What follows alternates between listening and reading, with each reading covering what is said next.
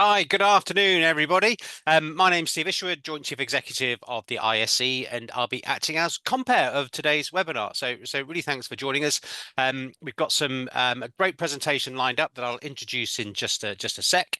But if you're not used to an ISE webinar, if this is your first time on one, we like to make these as interactive as possible. So we're on Zoom, so we've got the chat function up and running, and we've also got the Q&A. We've got time for Q&A at the end. So if you've got any questions as we go through the presentation for Ben, and we've got two Bens this morning, this afternoon, pop them in, and then what I will do is I'll come back on towards the end of the session, and we can have a bit of that sort of to and fro conversation at the back end of the session.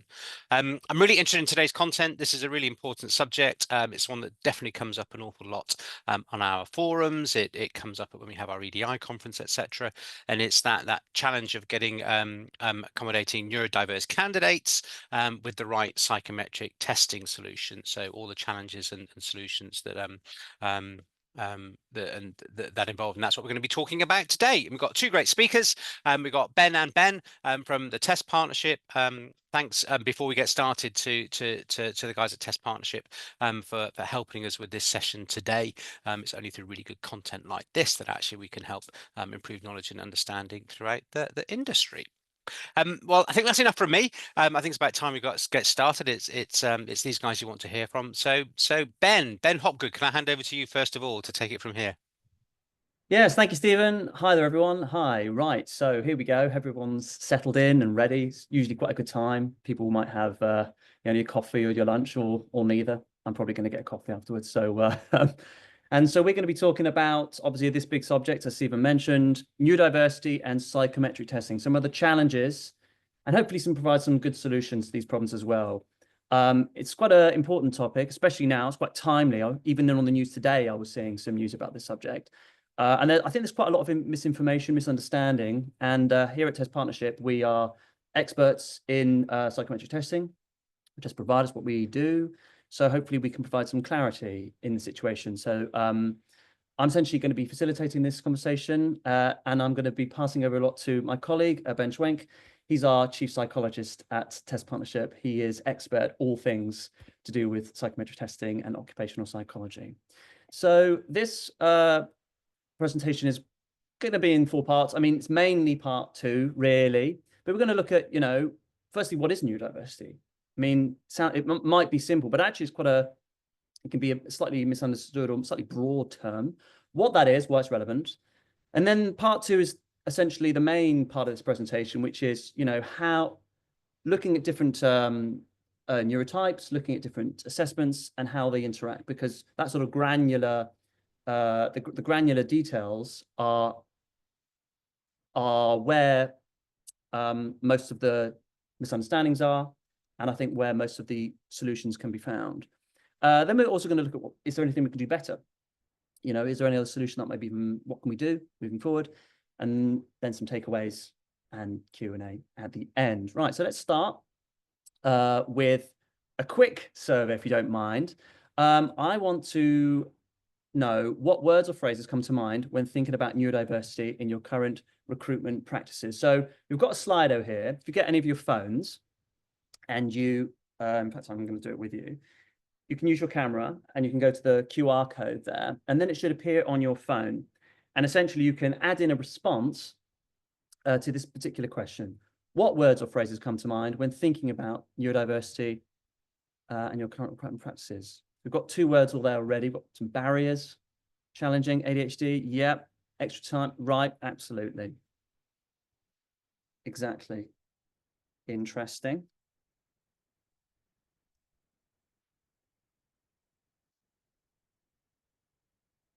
Very good.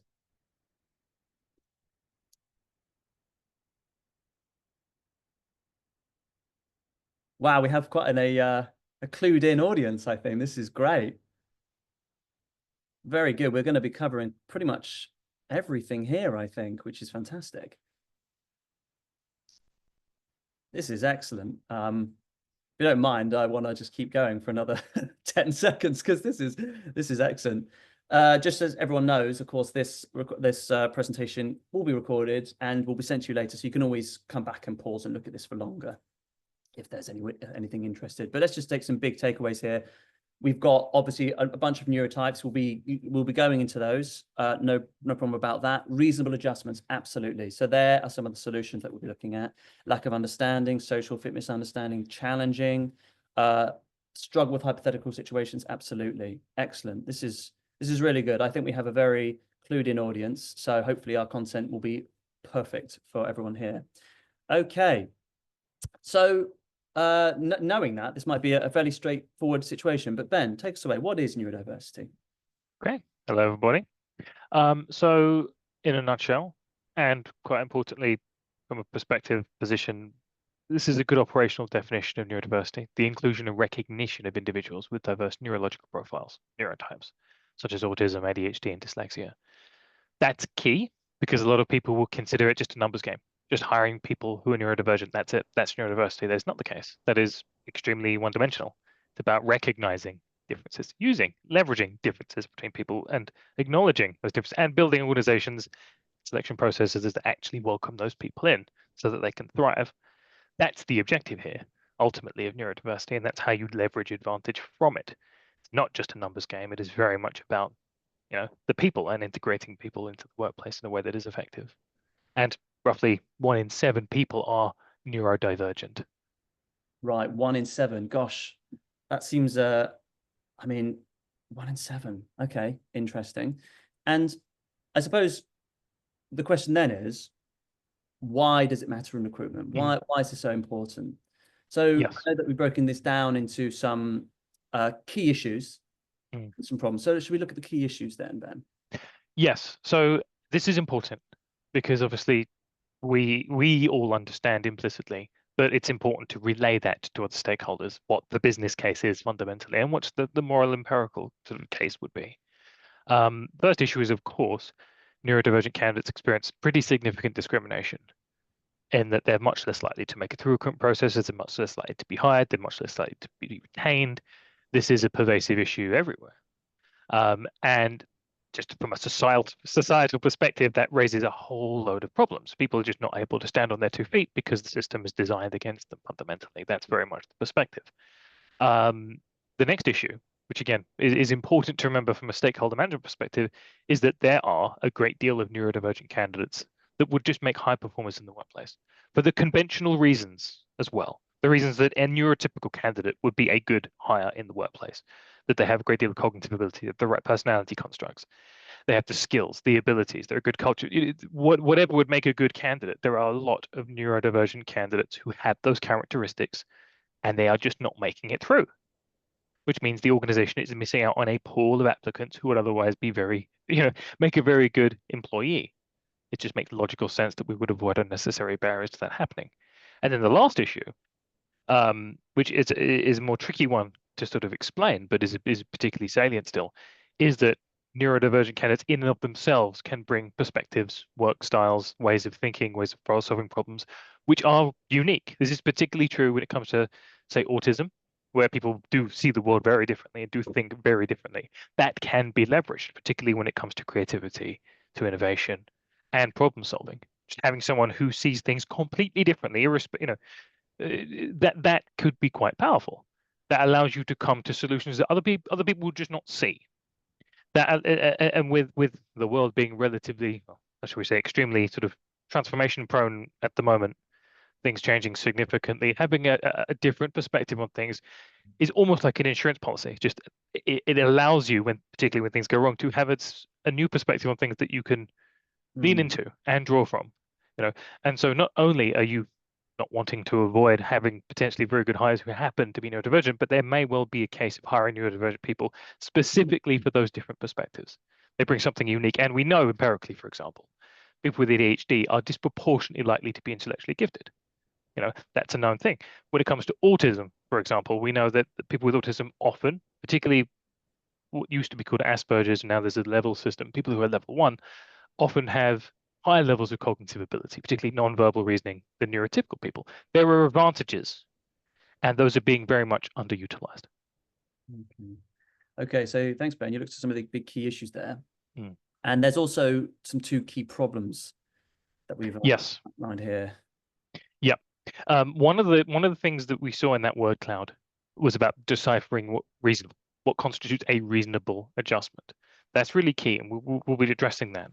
One of the big problems in that vein, though, is that people are being screened out, neurodivergent candidates being screened out fundamentally on things that are irrelevant to the workplace. And in my opinion, something would be considered reasonable if the adjustment is adjusting something that is irrelevant to the workplace. So, for example, the big issue that, in my mind, when it comes to selection assessment, far more concerning than anything with psychometrics is interviews, particularly for candidates with autism. Empirically, looking at the performance difference between autistic candidates and neurotypical candidates on interviews, the difference is more stark than anything else, any other variable, and any other assessment. It's huge, and you can imagine why. It's because most people, particularly if they've not been trained on how to conduct interviews properly, the candidate walks in, doesn't make eye contact, doesn't shake your hand, sits down and faces slightly away from the person, and then answers the questions with one-word answers. If a neurotypical candidate did that, that would be just immediate, just not hired. That's even if they're extremely skilled in the workplace, and that's why we mention this irrelevance to the workplace. Because to be an effective accountant or a web developer or a software engineer, for example, you don't need to do those things. Making eye contact is irrelevant when coding in Python, for example, but they're being screened out disproportionately as a result of those problems, as a result of flaws in selection processes in a way that is very fixable. Okay, that is what we mean in that these things that are unnecessary barriers that are being put up for neurodivergent candidates are largely completely irrelevant to the workplace. There's no workplace that says, okay, it is essential that you read body language effectively, in order to be a accountant or a software engineer or a sort of a technician. It's irrelevant, but still being used against them. And then the second problem, of course, for organizations is you don't want to be an organization that is seen doing this. That is an organization that is known, has a reputation for discriminating against people who are neurodivergent. Those are two really key problems in that people are being screened out unfairly and unjustly, and in a way that is reducing the effectiveness of their selection processes and the sort of tar that comes with being an organization that does that. Two big problems for organizations. Thank you, Ben. I imagine the second one in particular is going to be interesting because I think there is some misunderstanding or around some people might think that in fact, using, say, candidate assessments is a way to actively discriminate against neurodivergent candidates.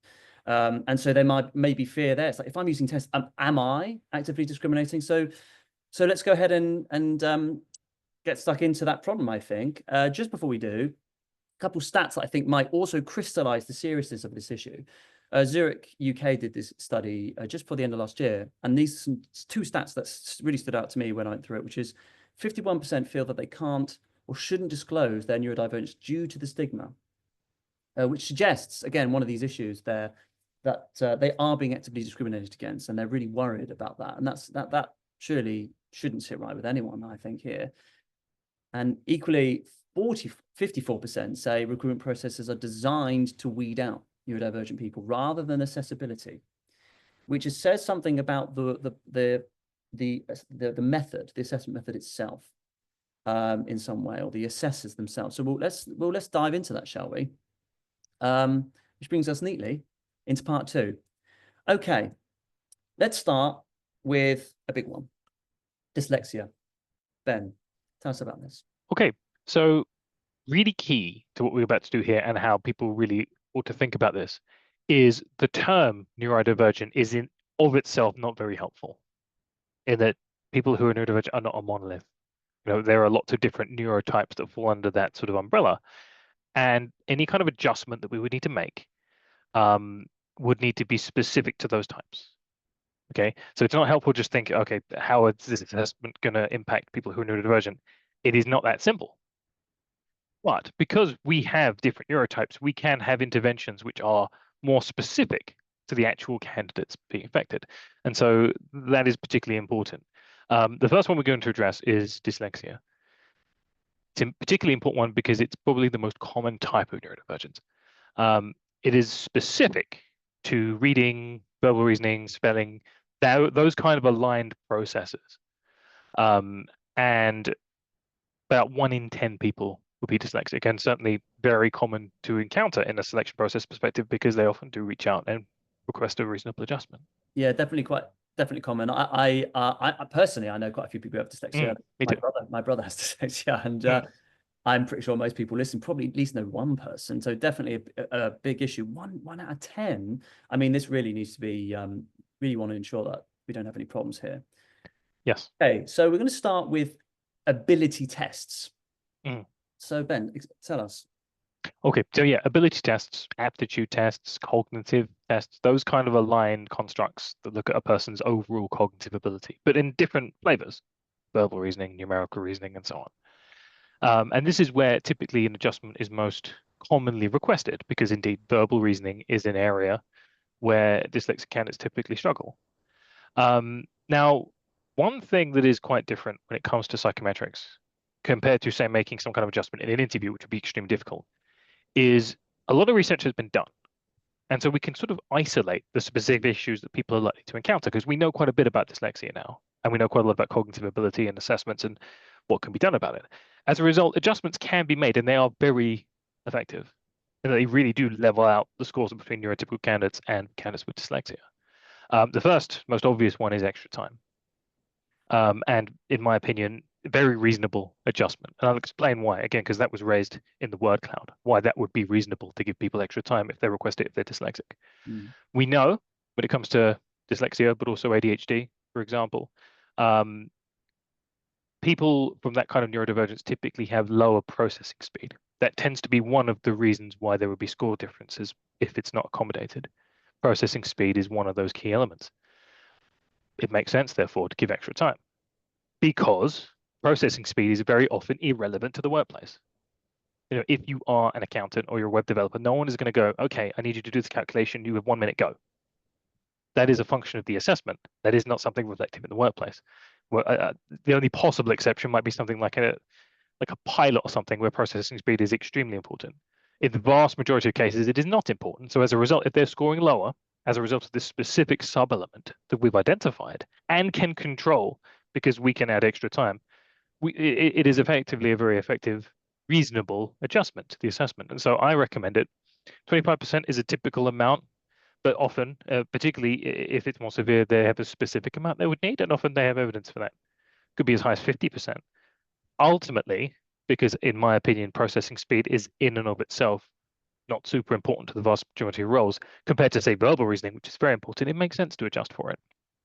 And we also know that for the psychologists listening, when you do like a big set of a battery of cognitive assessments on candidates who are dyslexic and have ADHD in particular, the processing speed subcomponents of those assessments tend to be less G-loaded. They tend to measure cognitively less effectively for neurodivergent candidates, suggesting they don't work as well. Again, more evidence, in my opinion, that a reasonable adjustment through extra time would be understandable and worth considering.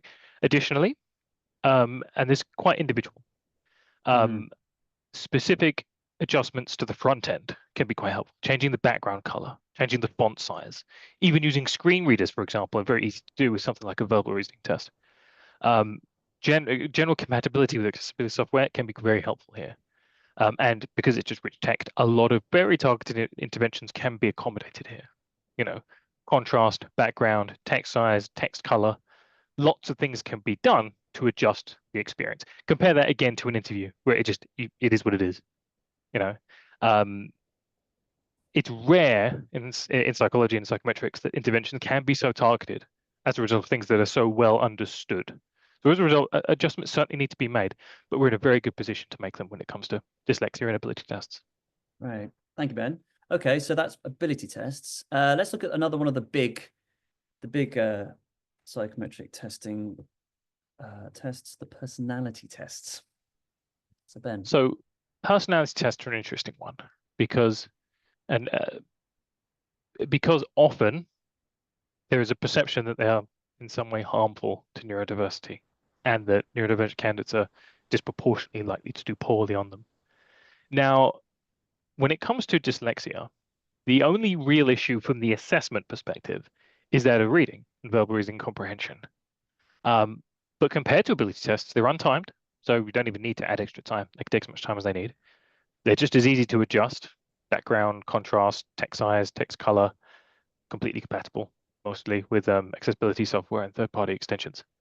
We're in a very good position to smooth that over and ensure that the candidate can indeed complete the assessment. Other than that, we don't really have any issues with the assessment itself. Now, that being said, and this needs to be said early, there is a difference, potentially a very big difference, between an assessment being biased or being flawed in some way and the assessor using it in a way that could be discriminatory. Okay, those are two different things, and people conflate them all the time. As well as that, if there are actual differences in personality traits between neurotypes, and a personality questionnaire can actively pick those up, that isn't, again, necessarily indicative of bias. It's just highlighting that it picks up actual personality. It is doing its job fundamentally. Those are different concepts, and people get very concerned about this principle, and it's very easy to sort of get confused on it. But they are distinct concepts. So ultimately, particularly with dyslexia, the method itself very easy to adjust, very accommodating, very laid-back experience. We could make an assessment, which would be very discriminatory, for example, to candidates with dyslexia. It is possible to do that, and I mean that at the assessment level, not just at the level of the assessor. So, for example, from a test design perspective, imagine we got a personality questionnaire, and the letters would just alternate from uppercase to lowercase randomly. It would sort of move around the screen. The background would just change randomly. It would be a horrific user experience, and it would be hard for neurotypical candidates to complete, but it would be harder for neurodivergent candidates to complete, particularly dyslexic candidates. That's how you would make an assessment inherently discriminatory at its core. But the experience, the questionnaire method itself is not like that. Now, that being said, the assessor, the person looking at the assessment, could potentially use these to discriminate. Harder to do with dyslexia, but say something like autism, for example, where there's more evidence of personality differences. An assessor could decide, okay, we need people who are really good with change, really good with transformation, very happy to not have a routine and anti-structure. People with autism disproportionately would do poorly on such an assessment, wouldn't they? And if those things were irrelevant to the role, then that's evidence of potentially even active discrimination, let alone implicit discrimination. So there's two different things. So it looks like, Ben, this is a bit of a key issue here, this difference between the assessor or the assessment. Yes. You obviously give a good example there of one extreme where the assessment itself is horrific. Yes. And so obviously the idea here is that the assessments have been designed in a way such that they are as best as they can possibly be. Yes. To not discriminate, but the problem might be where the assessor is. Okay, so we'll touch on this a few times, I think, as we move forward. But let's complete the trio here of psychometric tests. We have ability tests. We've looked at personality tests with regards to dyslexia.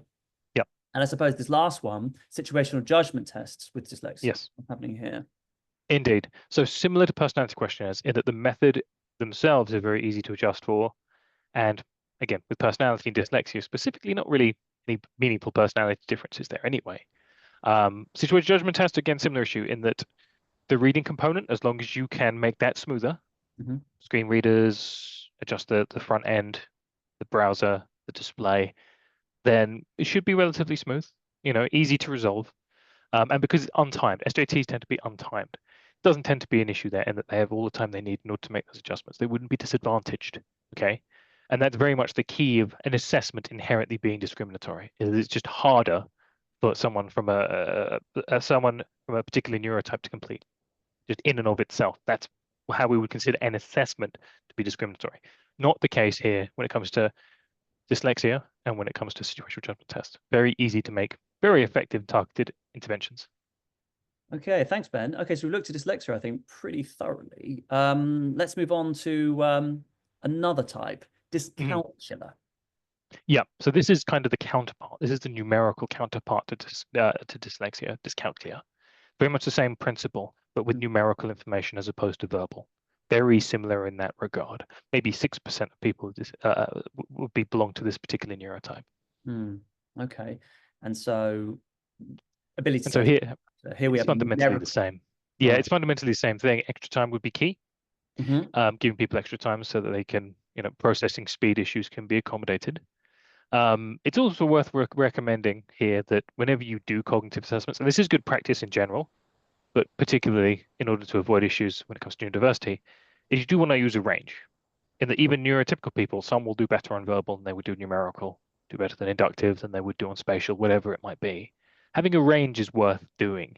And it dilutes some of this effect as well, in that if someone is dyscalculic, for example, having a verbal reasoning assessment there gives them the opportunity to perform in the area that they are most skilled.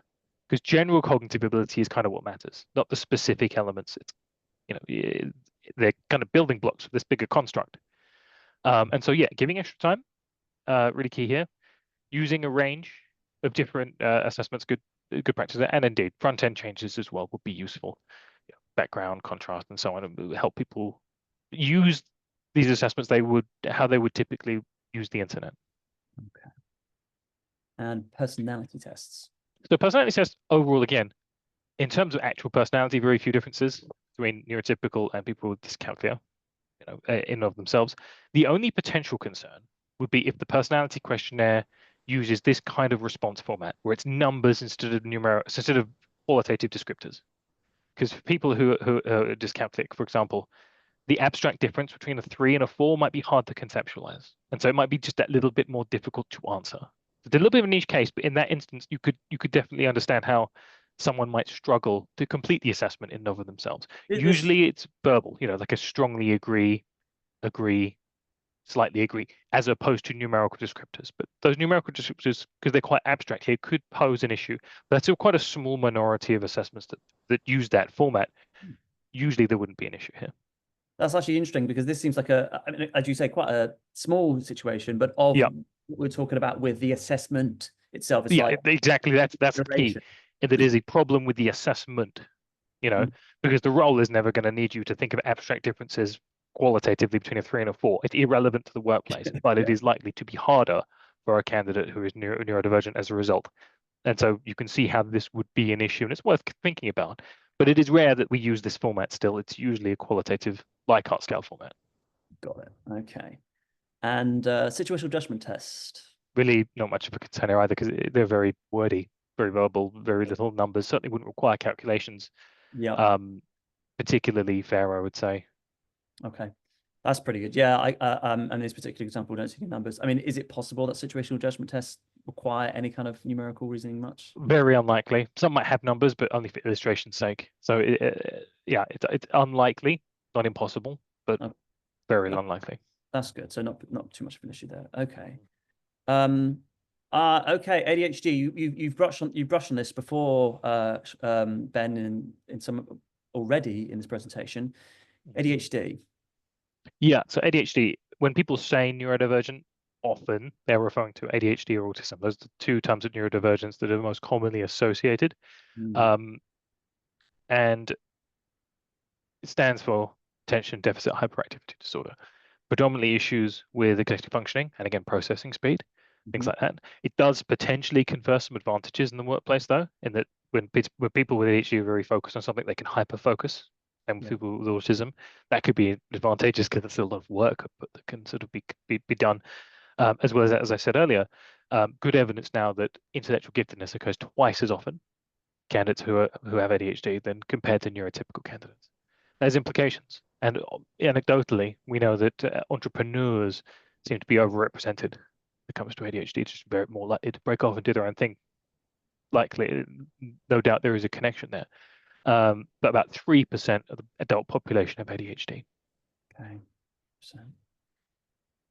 So when it comes to ADHD and ability testing, few issues. Executive functioning is the main sort of concern here, in that it can be hard to maintain attention, especially on something that is relatively dry. It's easy to get distracted, and that can influence performance and adherence. As well as that, processing speed on the other end can be an issue as well, in that we know people with ADHD typically have lower information process, similar to dyslexia and dyscalculia. Extra time can be helpful if they request it, if they need it, if they think it would be helpful for them.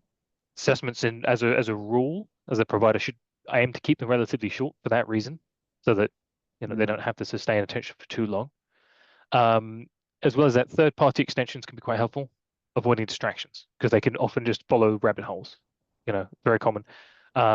And so ensuring that the candidate experience is smooth is key. So pop-up blockers are a really useful tool here so that they don't get distracted away, stops notifications coming through.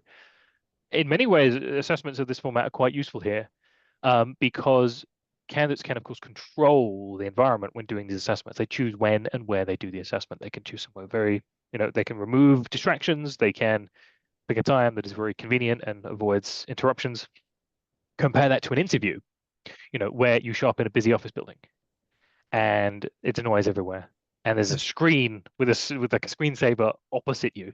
These are major distractions that influence performance on assessments.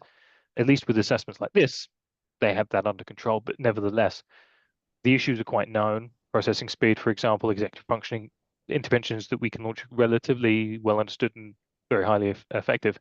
The flexibility to complete assessments where they choose an advantage. So yeah, adjustments required for sure, but nothing insurmountable. Interesting. Okay, so minor adjustments required.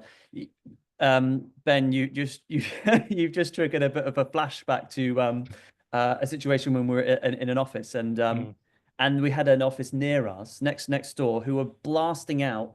I think it was Now Hits on the TV. Yes. And so the TV's there on Yep. big purple, pink colors. They couldn't, there's 3 of them, and they blasted music throughout the entire day. So everyone in that office had no choice, and we had no choice because it came through the wall, to have to deal with that sort of level of stimulation relentlessly throughout the day. That seems to me like an example of... People with ADHD and autism are both experience a phenomenon called sensory overload. Often it's a known phenomenon where it becomes too much. Executive functioning then just gives out, and particularly people with autism prone to something called a meltdown. If they get overstimulated. And again, interviews are a real culprit for this, but we have some flexibility here to let them control the environment, do it at their pace. It is a much more friendly approach often than stuff where they have less control. That's good. Okay, so what about our friend personality? There's no real inherent issues here. In terms of actual personality differences between people who are neurotypical and with ADHD, slight, honestly. I think more likely the distribution than the actual averages. The people with ADHD score very similarly on average on most personality traits compared to neurotypical candidates. More what we call spiky reports, where they're more likely to be highly extrovert or highly introvert as opposed to centering around the middle, but minor differences, honestly. And those are likely to be like genuine differences, not like a bias in the assessment method.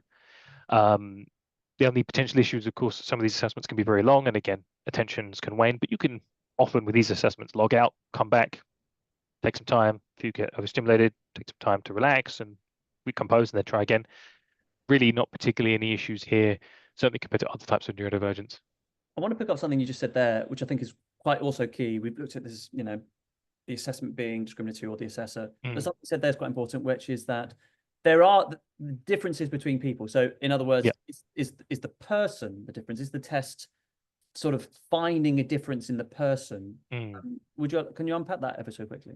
Well, indeed, in that, neurotypes, you take a group of people from one neurotype and take a different group from another neurotype. Often there are very little differences between them. Sometimes there are specific differences, but those boil down to individuals. And within those groups, there'll be significant variation. We'll talk about this with regards to autism later, because that's the most salient here. But, even if people with autism on average maybe are less extroverted, there are still some very extroverted people with autism. Just it's the way it is. We're talking about individual differences here. The key thing from our perspective is that if there are differences, those are meaningful and actual representative of the people, not just a flaw in the method. As long as there's actual differences between individuals, that's the key thing. And then we can decide what we do with that information once we have it. But the key thing from our perspective as a test publisher is making sure that the assessment itself is inherently fair and the method isn't biased. Okay. And then I guess lastly with ADHD, we have situational judgment tests. Yeah, this is more of an issue with adherence and performance. Again, so because cognitively, people with ADHD are, at least on average, similar to neurotypical people, if not higher in many cases. But they are long. SJTs can take quite a while. So fortunately, a known issue with SJTs, they need a lot of questions to become reliable. And so as long as candidates can take their time, if their attention wanes, they can just leave and come back, they're not being penalized for executive dysfunction, then I think it's pretty reasonable. If they have to do it in one sitting, you may see lower completion rates, often. Unlikely to see differences in performance, more likely differences in actual completion rates, because some people will just be like, I can't do this right now. But if you make that more palatable and that people do it in chunks, I think you're likely to see much better completion rates. Right. Okay, that seems good to me. Right. Okay, we're well over halfway now through the presentation. I thought now's an interesting time to do another one of our questions. So we haven't covered all of these neurotypes just yet, but it'd be interesting to see what people see and see if anyone's paying attention also to some of the stats we gave out about how which neurotype do you think is most commonly encountered in recruitment. I'm going to add a response myself. Let's have a look.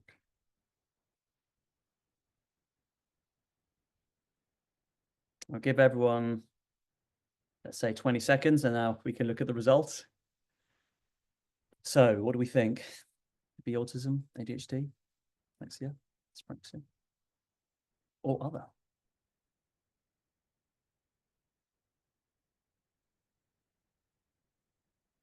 17, 19. Got quite a few responses now. The anticipation. 22. Oh my goodness. Okay. Well, for the sake of time, thank you everyone for answering. I'll use those results now. Okay, brilliant. So we have an overwhelming answer of dyslexia as the most commonly encountered neurotype. Ben, tell us. Looks like we have a correct answer. That's not that. Correct. I'm afraid that it was a little trick question. The correct answer is other neurotypes, because neurotypical is by far the most commonly encountered in recruitment. It's the majority of the human race. At least 6 out of 7. Dyslexia is, of course, the most common form of neurodivergence, but neurotypical is a neurotype, the same way that autism or ADHD or dyslexia is. That's important to think, because often when you have a big majority of a particular group, they tend to think of themselves as just the baseline, and everyone else is weird. That is often, there's just the others, and then you have the normal.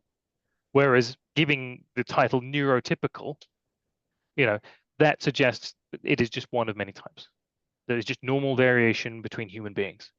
Okay, and so yes, neurotypical is by far the most common, but that is important to recognize that that is a neurotype in and of itself. Same as ADHD, same as dyslexia, same as autism. In fact, particularly in sort of autistic circles, the term allistic is a term that is often used meaning neurotypical. You're either autistic or you are allistic, and that could include neurotypical people. It could potentially include other neurotypes as well, but people who are not autistic. It's important that we have sort of common language here. It's important that we don't just think of, normal versus weird. Instead, everyone has a neurotype. Every single person has a neurotype, and not necessarily better or worse, just different. Well, this is time to look at another neurotype, dyspraxia. Now, I hadn't heard of dyspraxia actually when I was a teenager. And this first came to my mind, first to my attention actually, when I think it was Daniel Radcliffe who came up publicly saying it's dyspraxia. It's wonderful to see how much more awareness there is with different neurotypes throughout the years. So yeah, Ben, please tell us dyspraxia. Yeah, you're absolutely right. I think it's because it's just referred to less in education settings. Like with dyslexia, it is detected relatively easily because you have someone who is, cognitively, where we expect them to be, but struggling disproportionately with verbal, same with dyscalculia, just disproportionately with numerical. People who have dyspraxia, for example, make it through their entire school careers without there ever being an issue. But when it comes to fine motor control, when it comes to coordination, this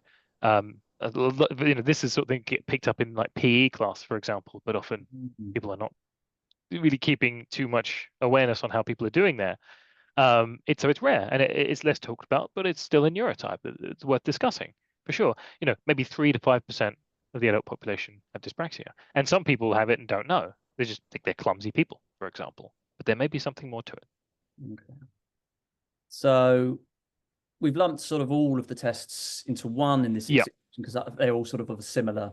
Yeah, exactly. Again, because it's less likely to impact a lot of these things. Mm. Fine motor control, hand-eye coordination, things of that nature.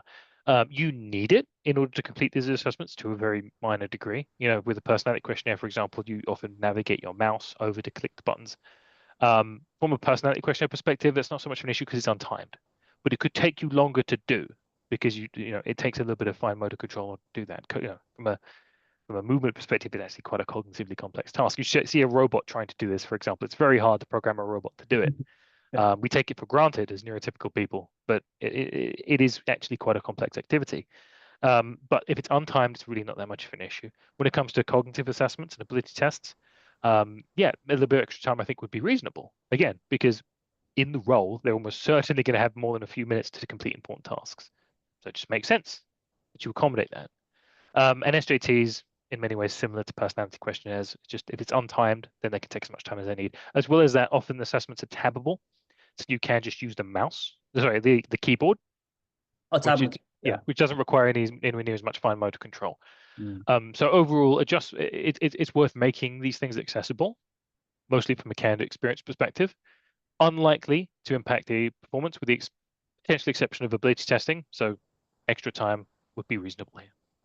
Right. Okay. That's good to know. So extra time. Right. Okay. I think this is the last of our neurotypes we're looking at. I think save this for last on purpose, autism, because this is probably a big topic here. Okay. Yeah, it's a big topic because it is often people conflate neurodivergent with autism in general as if they were one for one, and particularly when looking at the benefits of neurodiversity, the idea that people who are neurodivergent offer unique perspectives and opinions is particularly salient with autism. It's more true with autism than any other neurotype compared to neurotypical. And it's a developmental condition that impacts how people communicate and interact with the world. Very different perspectives often. Now, a few things I would like to specify. Pet peeves of mine often. Autism is a spectrum, okay? Not a continuum. People get this wrong all the time. They say, oh, we're all a little bit autistic, aren't we? Because it's a spectrum. What they're suggesting is it's a continuum ranging from very autistic to not autistic. That is not how it works at all. Okay, it is still a type. It's a spectrum, meaning that the people with autism have often very different support needs, often very different abilities, very unique to the individual. Okay, it does not mean that we are all on some continuum ranging from completely neurotypical to completely autistic. That is not how that works. It's a spectrum, kind of like with like a rainbow, for example. Like red isn't more color than blue. That isn't how it works. That is not how a spectrum works. It's not a continuum. That is important to know. And again, as I mentioned at the beginning, neurodivergent in itself is not a monolith. Autism is also not a monolith. It can really vary from individuals. Okay. Okay. So obviously adjustments here might be quite important to do. Yeah, indeed. That's the tricky part, is that some people might have lower processing speed, some people might have a lot faster processing speed. Overall, again, the levels when it comes to autism used to be called Asperger's with level 1. We have some good evidence that they tend to score higher on certain cognitive assessments than the neurotypical population, particularly on non-verbal assessments. Yeah. And that's important, because cognitive ability is itself the strongest predictor of performance in the workplace that we know of in cognitively complex work. And indeed, people with autism, for example, are disproportionately found in very quantitative type roles.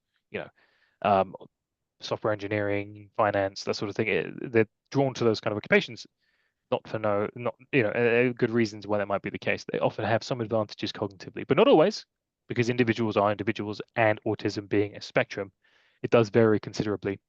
But extra time, I think, is reasonable, particularly because there could be some issues with processing speed. And again, processing speed in most roles being kind of irrelevant.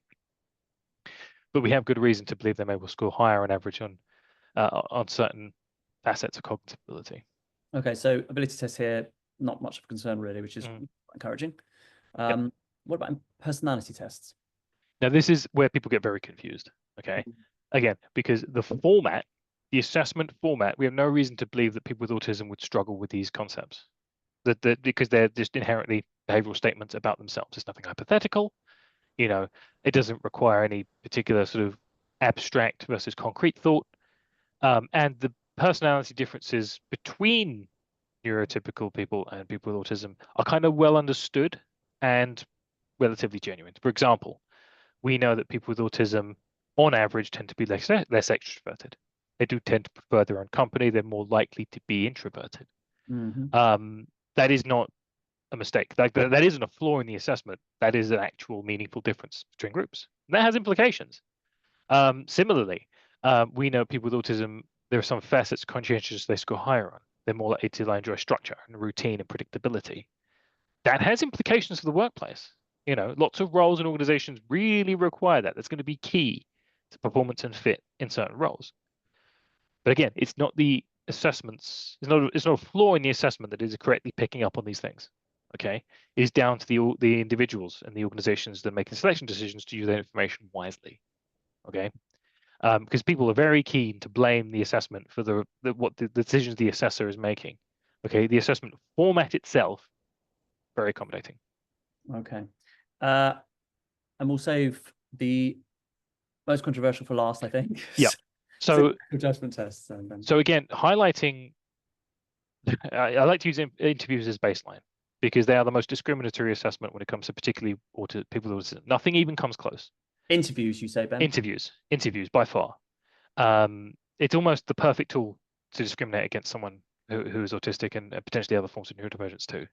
The issue here, but even so, situation judgment test, there's only been one instance in the history in the UK of psychometric assessments where someone has challenged an assessment legally and won.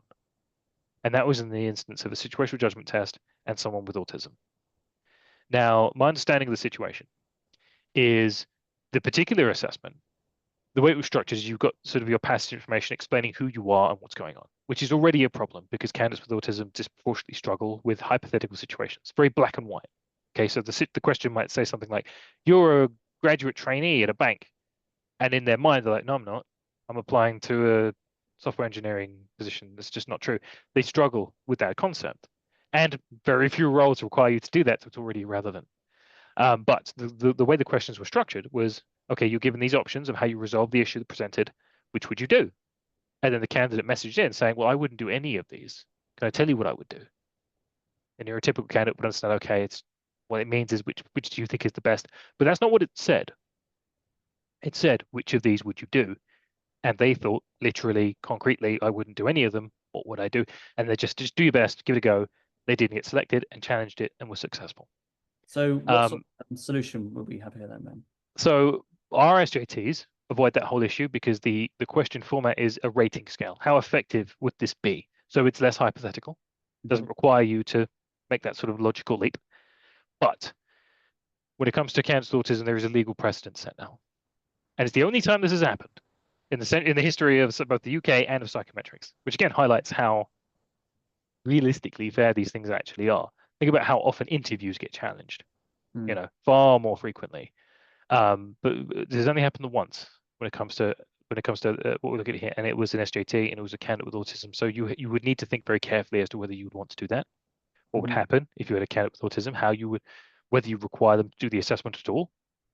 You know, this is the most serious issue that we've addressed so far because we don't have any adjustments that we can make here. So one option could be to not use them for autistic candidates. But yeah, that might be considered reasonable. Again, what is reasonable? Sure. But if there was ever a case to just saying, okay, you don't need to do this assessment, you make it through, this would be it. Okay. Organizations have to decide themselves whether they think that would be reasonable. It's more reasonable here than it would be any other assessment because the legal precedent is set. And the problem is something that is inherently irrelevant to the workplace. You're not going to need to do hypothetical situations in the workplace. And there are no adjustments we can make. Extra time is irrelevant. It's an unlimited, it's not timed. Changing the background of the contrast is irrelevant. It's about the assessment itself. It's again a flaw with the assessment method itself, as opposed to how the assessor looks at it, which is very serious and requires a really robust approach from an organization. As we're coming to the end here of this presentation, let's have one last question. We've covered the main neurotypes here. We've looked at all the different granular things as we just mentioned. So what do we think? Do we think that current psychometric tests are inclusive for neurodivergent candidates? No, yes, unsure. And I see there's a lot of questions. So I think what we'll do is quickly move to the takeaways, really, because I think there's going to be a lot of interesting questions to unpack. Does that sound good, Ben?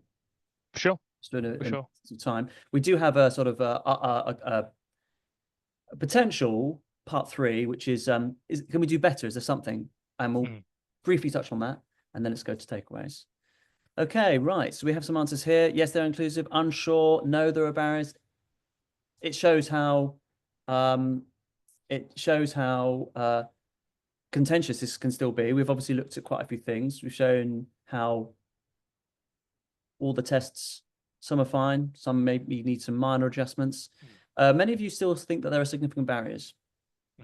For us, we think that they're moderately inclusive to neurodivergent candidates, and hopefully have shown that by breaking them down in such a way. That all being said, of course, can we do better? Is there something else? And we're trying to always just bring this distinction between the assessor and the assessment, because, of course, you mentioned, Ben, about interviews being quite a biased and unfair situation where you're giving all power to an assessor to essentially make a decision up to them.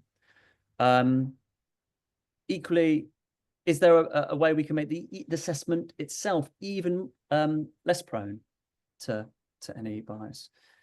So here's one option: gamified assessments. Ben, tell us briefly about gamified assessments. So this is an interesting one, and it's kind of counterintuitive, because when I suggest this, often people's first concern is that of neurodiversity, but actually it has a couple of really key advantages over traditional assessments, as I sort of went through, particularly when it comes to cognitive assessments. And I only recommend gamified assessments for cognitive. There's no evidence they work well for behavioral, but they work very well for cognitive. Humans have been doing puzzles for millennia.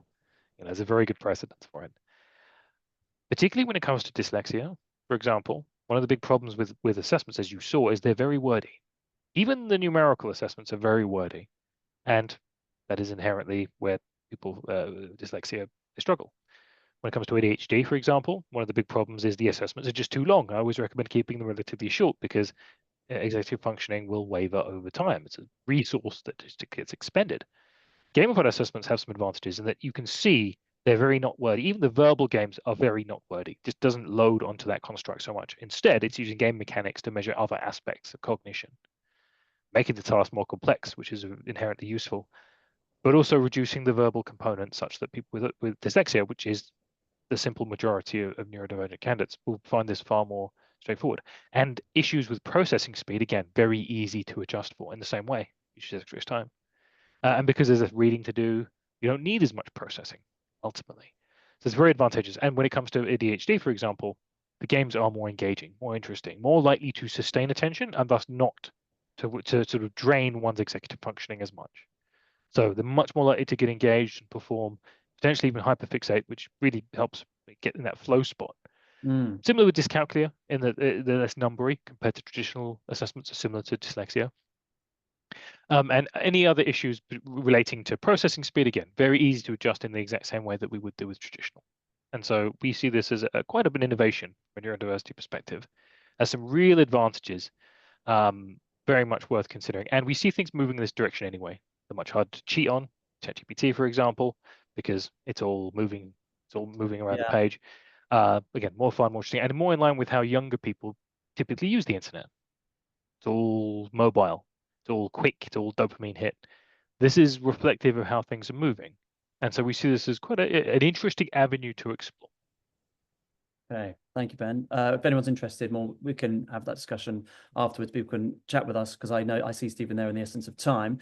Well, we'll just go straight to some questions, really. We have some takeaways, mostly around extra time. We recommend 25% as a baseline. People can use gamified assessments if they are interested. That could be a bit of a game changer here. Being cautious about using situational adjustment tests for autistic candidates, and but I think mainly we might want to just get into the juice of these questions, really. So, Stephen, over to you then. Ben, thanks very much. First of all, a great session. I've learned loads actually. And the chat has been very lively, as you might have noticed out the corner of your eye.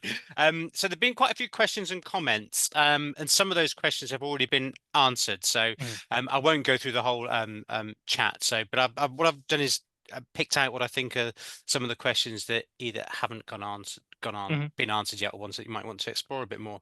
And the first one that struck me was actually, obviously, you were talking about psychometric testing, not group exercises. But I do wonder, in the light of what you said, because there was a question particularly around autism and group exercises, but how do you think neurodiverse candidates, what adjustments should be made as part of a group exercises? Any thoughts on that? Yeah, it's a good question. I see significant challenges there, of course. Assessment centers in general, particularly if they're done with wash-up sessions at the end, where the assessors gather around and say, okay, what does everyone think? That's where bias is so susceptible to come through. And someone will just say, well, that candidate didn't even make eye contact with anyone. It was barely engaged. He was doing one-word answers. It's the problem with those kinds of assessments and with interviews is that the assessment method and the assessor are one and the same. It's not like a personality questionnaire where the assessment is done independently of an assessor and then you decide what to do with the data. They are the same. One thing you can do, I guess, is you would avoid using a wash-up session style and just do what we would call an actuarial style. It's just you rate everyone on the exercises they did and add them together. Just a numerical approach. Dilutes it out. So, for example, they might do well on an analysis exercise. They might have done well on the case study, but struggled a little bit on the group exercise, likely because they're autistic. And assessors, especially if they're not made aware, just don't forgive those things. Like I said, the research on interviews and autism, if you don't make someone aware that they're autistic, they're just scathing reviews of interview performance. It's really rough. So ideally, you share the information beforehand, say that you're neurodivergent, request any adjustments, accommodations that are present, request them, and for an assessment center, definitely consider doing just a numerical sum of performance on each assessment. Because what will happen is, inevitably, candidate will do really well on everything but the group exercise, and then one assessor thinks, I just didn't like them. I did, and then that's it. Bias is one. So if it's numerical, it dilutes that effect and protects them a little bit, I would say. That's such a change in approach, isn't it? Because when I sort of started in this game too many years ago, the wrap up was such a key part of it. Exactly. That's where, Yeah, and I yeah. look back with horror on some of the It's decisions so we much made and evidence. how one person, particularly when you got a hierarchy in the room, just the totally changed CEO the just said, you're decision. hiring them, that's it. Yeah, or the They're opposite. out. I don't care how well Yeah, done. yeah, the great candidates. Yeah, Very vulnerable. yeah. Which I think is worth remembering, because that's one of my other reflections. I will get back to the questions.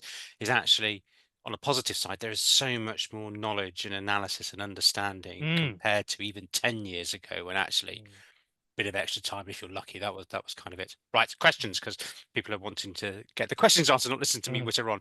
A couple of questions I linked together. We had Jason, who's dialing in from the States. So hello, Jason. That's quite unusual. And also had another question talking about linking autism and IQ. So both questions broadly are saying,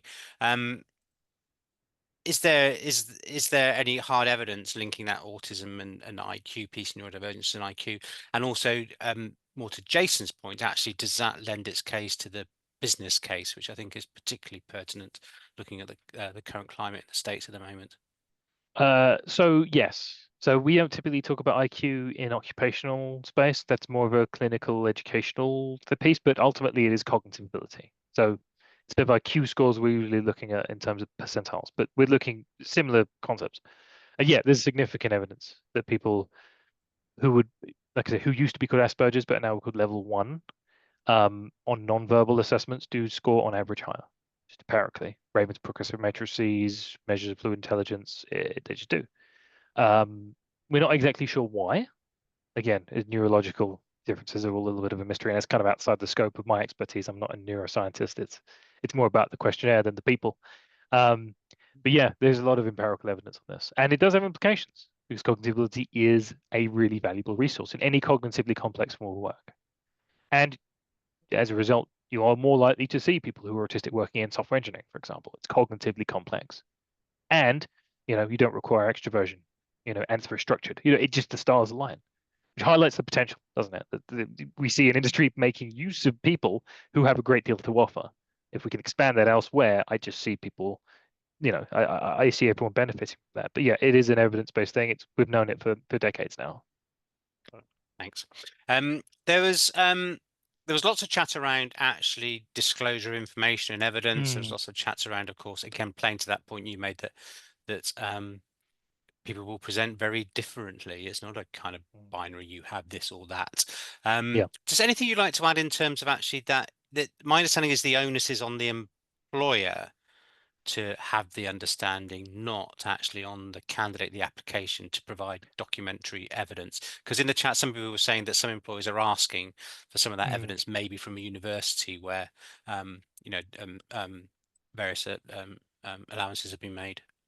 It's a good question. There's a couple of perspectives. So, practically, well, actually, let's start with the research. We know from the research that disclosing, say, autism diagnosis, for example, you're likely to have better interview performance in that people will be more accommodating. However, you could end up with an actual bigot who doesn't like people with autism. That's a risk, and it's a catch-22 situation for neurodivergent candidates. Disclose and get accommodations, and face the risk of explicit discrimination. I would hope that that's on the decline, and thus people are feeling more likely to share diagnosis and share what they need. My recommendation for organizations is as we sort of mentioned earlier on the slide, 25% extra time is kind of the standard. It's a little arbitrary. It's the standard, and from our research, it does tend to level out the playing field. Some people will need more. So if you're going to ask for evidence, I would say if they're happy with 25%, just take them at their word. Don't, there's no need to dive further. If they need 50%, maybe then, because that's a specific amount, they may well have evidence of that. Then maybe it's okay to sort of ask for a little bit more evidence. The key thing is that you are standardized. As long as some people aren't being, as long as you have a specific rule, in my opinion, that's the key thing. We don't want a situation where some people are being shoehorned in, other people are being scrutinized for the same thing. As long as it's standardized, that's the key. My recommendation is if they ask for it, give it to them. If they need more, ask why they need more. Is there a challenge with that? I remember a few years ago, and I'm conscious, evidence may have moved on since then. A psychologist was telling me that actually one of the challenges of actually when people are given, 10%, 20%, 50% extra time, that actually it's a very inexact science how much time somebody needs. So I guess there's also being conscious of that. Well, exactly. So we have to start with something arbitrary because otherwise it's individual. If it's individual, then they need to let you know. I've seen a lot of documentation over the years of something from a clinical or a educational psychologist saying they need 50%, they need 40%, whatever. In lieu of that, we have to make an educated guess. 25% is kind of where things have settled, and from our research, seems to do a pretty good job. But that would be superseded by something specific. That would obviously take precedence. In lieu of that, a little bit of a guess, but in our experience, works pretty well. Got it. I'm conscious of over time we've overrun, but if it's okay, I'll just ask you one more question, Please. Ben.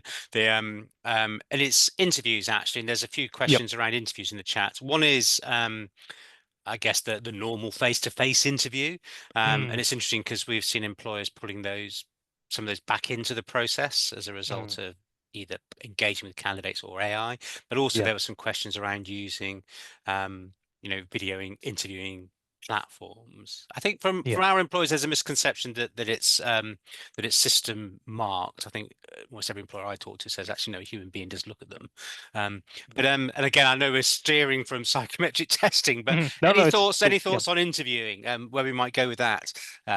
Just to wrap us up. So from what we've seen, comparing video interview formats, camera on obviously is going to be worse for candidates with autism specifically, in that they will, stop making eye contact. The body language from a neurotypical person's perspective will be off. And if they don't disclose that, it will be construed as rudeness. I see it all the time.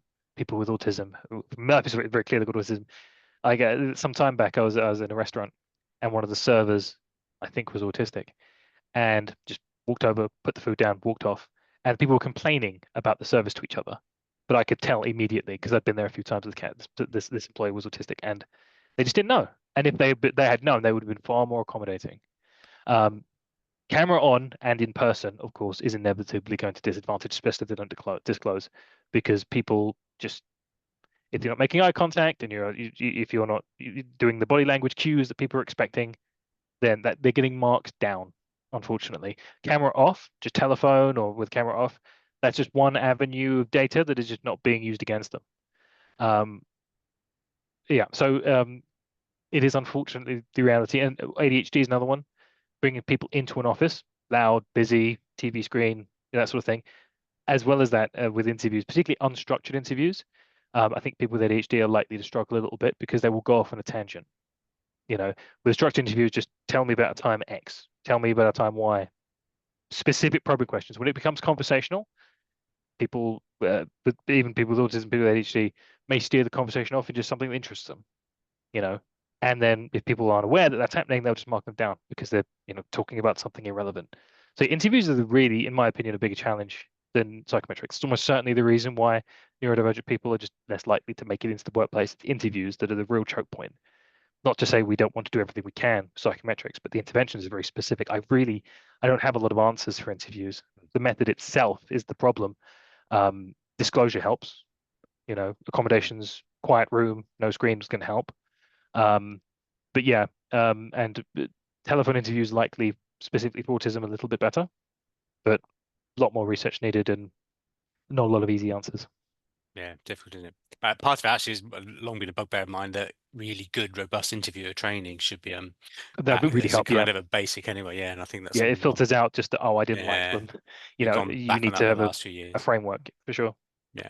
I'm conscious of Ben. We've overrun. There's plenty more in the time and chat and questions, but we're already almost 10 minutes over. So I think we need to call it there because I notice people are dropping off, so they need to go and get some lunch. What's the best way if anybody has got any follow-up questions? Obviously, people get a link to the video. Please feel free to share that amongst colleagues, peers, etc. We're always very keen to share the understanding.